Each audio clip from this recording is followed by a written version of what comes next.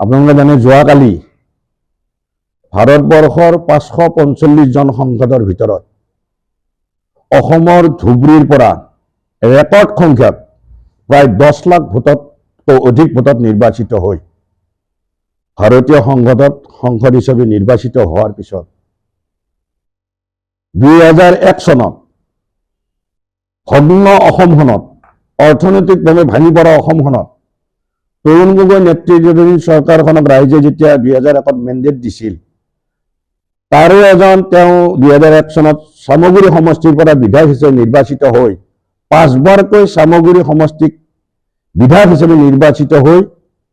সেই ভগ্ন অসমখনক অৰ্থনৈতিকভাৱে ভাঙি পৰা অসমখনক তৰুণ গগৈ নেতৃত্বাধীন চৰকাৰক বিধায়ক হিচাপে আৰু মন্ত্ৰী হিচাপে তেওঁ যি এক পদক্ষেপ লৈ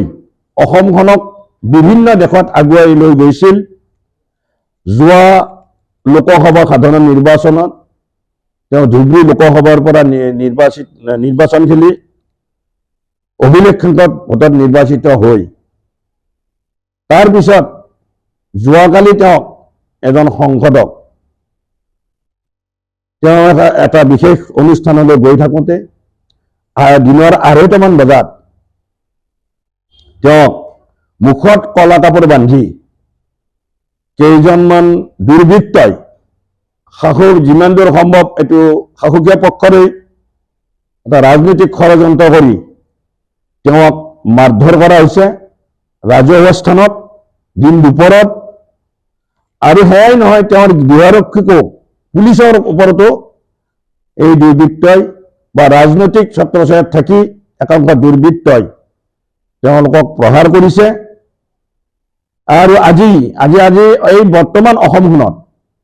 অকল গণতন্ত্ৰ ভাৰতবৰ্ষ এখন বৃহত্তৰ গণতন্ত্ৰ দেশ য'ত আজি এজন সংসদৰ নিৰাপত্তা নাই আজি সাংবাদিক বন্ধুসকলৰ নিৰাপত্তাত চতুৰ্থ অসম মানে ভাৰতবৰ্ষৰ মানে চতুৰ্থ স্তম্ভ সংবিধানৰ চতুৰ্থ স্তম্ভ সাংবাদিকৰো আজি নিৰাপত্তা নাই আপোনালোকে জানে যোৱা উপনিৰ্বাচনত চামগুৰি সমষ্টিত ৰকিবুল হুছেইনৰ সংসদ নিৰ্বাচিত হোৱাৰ পিছত খালী হোৱা সেই বিধানসভা নিৰ্বাচনত তেওঁৰ ল'ৰা আমাৰ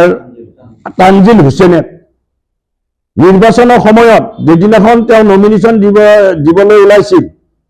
নমিনেশ্যনত অংশগ্ৰহণ কৰিবলৈ যোৱা কংগ্ৰেছৰ বিধায়কৰ গাড়ী ভাঙি দিয়া হৈছিল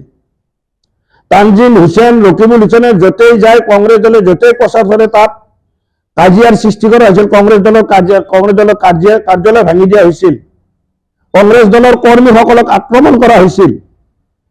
আৰু নিৰ্বাচনী বিধি উলংঘা কৰি কংগ্ৰেছ দলৰ কাৰ্যালয় ভাঙি দিয়াৰ পিছতো বিভিন্ন অভিযোগ অনাৰ পিছতো আজিলৈকে আমি কোনো ধৰণৰ ব্যৱস্থা লোৱা এইখন চৰকাৰৰ পৰা নাপালো আৰু যোৱাকালি আমাৰ এই সংসদজনক যি প্ৰহাৰ কৰা হ'ল কোনোবা ব্যক্তিয়ে যেটা ৰাজহুৱা স্থান ভিডিঅ' কৰি এই ভিডিঅ'টো সম্পূৰ্ণ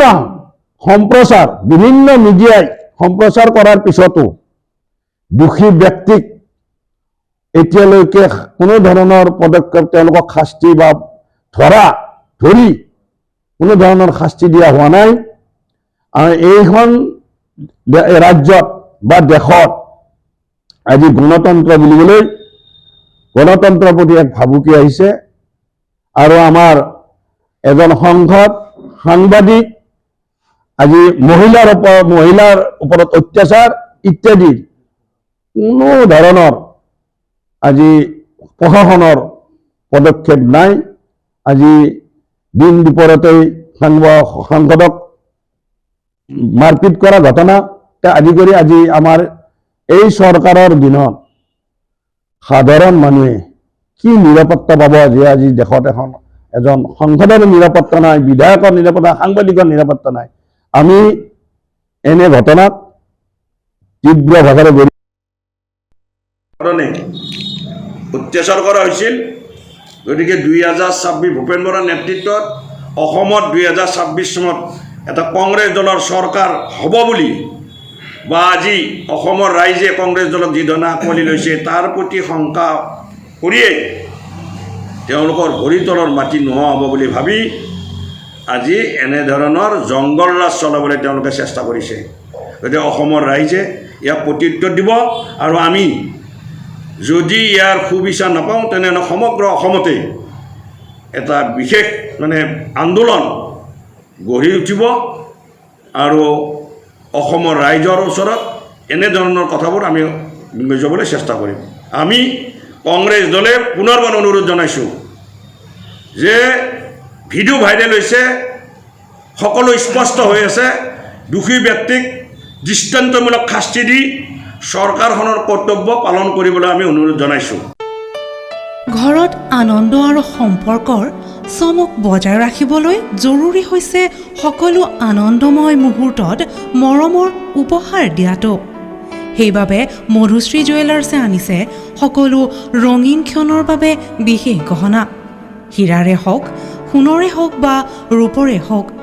শ্ৰেষ্ঠ ডিজাইনছ আৰু হলমাৰ্কযুক্ত গহনাই ৰাখে সম্পৰ্কক নিখুঁত তেনেহ'লে আজিয়ে আনক আনন্দ মধুশ্ৰী জুৱেলাৰ্ছৰ সৈতে যোগাযোগ কৰক 7002800341 নাইবা ভিজিট কৰক LNB ৰোড নলবাৰী অসম